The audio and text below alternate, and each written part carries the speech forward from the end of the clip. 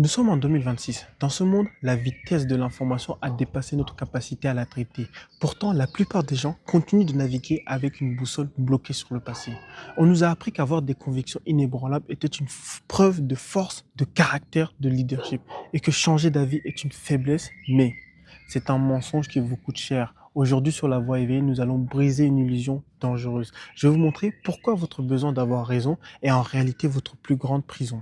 Si vous avez l'impression de lutter contre un monde qui ne répond plus à vos règles, c'est que votre gouvernail est soudé sur une seule direction.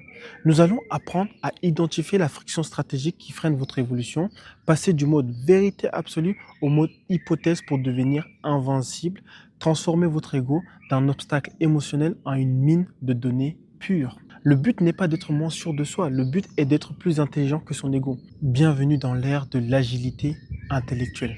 Commençons par diagnostiquer votre cellule, la prison de la conviction. La plupart des gens confondent solidité et rigidité. Ils pensent qu'avoir des convictions inébranlables est une preuve de caractère.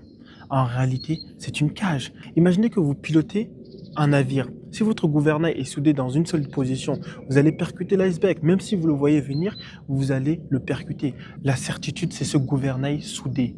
Dans le monde actuel, les données changent chaque jour, chaque seconde, chaque minute. Si vous refusez de pivoter par peur de perdre la face, vous payez une taxe sur votre avenir. Une personne avec une perruque blonde nous le démontre actuellement. Maintenant, nous allons voir le biais de protection. Pourquoi est-ce si dur de pivoter? Parce que notre cerveau traite une attaque contre nos idées comme une attaque contre notre vie et nous-mêmes. Quand quelqu'un prouve que vous avez tort, votre ego hurle danger. Résultat, vous fermez vos oreilles, vous ignorez, vous bloquez, vous restez figé. Vous ne voulez plus changer. Celui qui a raison en 2024, mais refuse de réapprendre en 2026, devient un vestige. Prenez l'exemple de Nokia. Ils n'ont pas voulu investir sur les smartphones. La preuve en est-ce qu'on entend parler des Nokia? La rigidité, c'est la mort lente de votre potentiel. Parlons maintenant de l'angle mort de l'ego.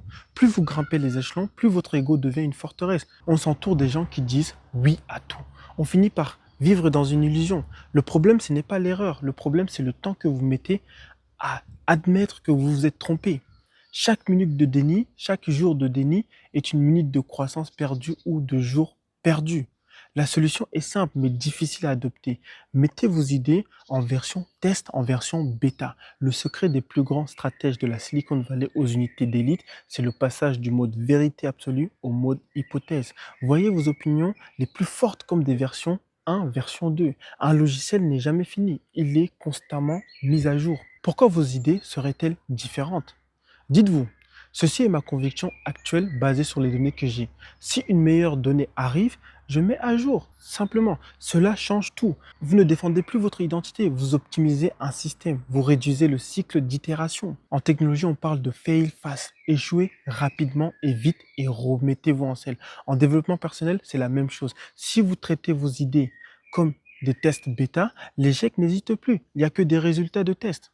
Au lieu de passer 6 mois à protéger une mauvaise stratégie, vous le cassez en 2 jours, 2 semaines pour passer à la suivante. Si votre hypothèse est fausse, vous n'êtes pas nul. Votre test a simplement donné des résultats négatifs. C'est une information, pas une insulte. La vraie confiance, ce n'est pas de dire je sais tout, c'est de dire je suis capable d'apprendre n'importe quoi. C'est là que réside votre puissance. Vous devenez impossible à arrêter parce que vous êtes capable de vous réinventer en temps réel. Maintenant, comment appliquer cela concrètement dans la vie de tous les jours? Voici votre feuille de route pour transformer votre ego en intelligence pure. Étape 1, le mode sandbox ou bac à sable. Dans les jeux vidéo, vous avez un mode qui s'appelle sandbox où vous ne pouvez pas mourir. Faites de votre carrière, de votre esprit, une sandbox.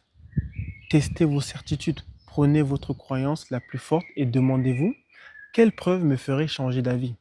Si vous dites rien, c'est que vous êtes en danger. Vous n'êtes plus un stratège, vous êtes juste un dogmatique, quelqu'un qui ne change pas. Cherchez toujours la contradiction. Les leaders médiocres cherchent la validation. Les leaders d'exception cherchent la faille. Prenez l'habitude de dire à votre équipe ou à vos partenaires, expliquez-moi pourquoi j'ai tort. Tout simplement, sans agressivité. Transformez ces angles morts en données exploitables. Chaque critique est une pépite d'or que vous n'aviez pas vue. C'est de l'intelligence gratuite. Attention, vous pouvez appliquer l'autocorrection aussi, mais ne pivotez pas par émotion ou par panique. Pivotez par calcul. L'humilité intellectuelle, c'est de l'ingénierie mentale. Vous regardez les faits, vous mesurez l'écart entre votre prévision et la réalité, vous ajustez le tir, sans ego, sans drame, juste de la précision. La certitude, c'est un luxe qu'on ne peut plus s'offrir. En 2026, l'humilité intellectuelle n'est pas un signe de faiblesse, c'est l'armure de ceux qui ne peuvent pas être brisés. Pourquoi? Parce qu'une chaîne rigide finit par déraciner lors d'une tempête, alors que le roseau, lui, survit parce qu'il sait se plier, réorienter. Ne laissez pas ton passé saboter ton futur. Brise ta propre cage, libère ton gouvernail et commence à traiter chaque jour comme une nouvelle itération vers l'excellence. Ton défi aujourd'hui est simple. Identifie une certitude que tu portes comme un bouclier. Regarde-la en face et demande-toi, est-elle encore vraie ou est-ce que je la protège juste pour ne pas avoir tort? C'est la voix éveillée. Dites-moi, quelle est la première conviction que tu vas briser aujourd'hui pour enfin progresser? Dites-le moi en commentaire, je lis tout car je suis moi-même en apprentissage constant. Abonnez-vous, restez éveillés et à la prochaine. Merci.